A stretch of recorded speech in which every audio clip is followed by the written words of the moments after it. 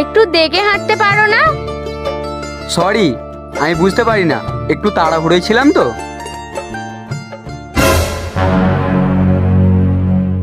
Sorry, আবার লেগে গেল। ইটস ওকে।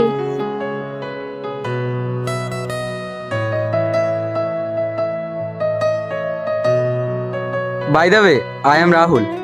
হ্যাঁ রাহুল, চ ক্লাসে সবাই তোর জন্য অপেক্ষা করছে আর তুই এখানে হাই রাহুল করছিস। নামটা কিন্তু জানা হলো না। চল বাড়ি চল, এইসব ছেলেদের চক্করে পড়িস না।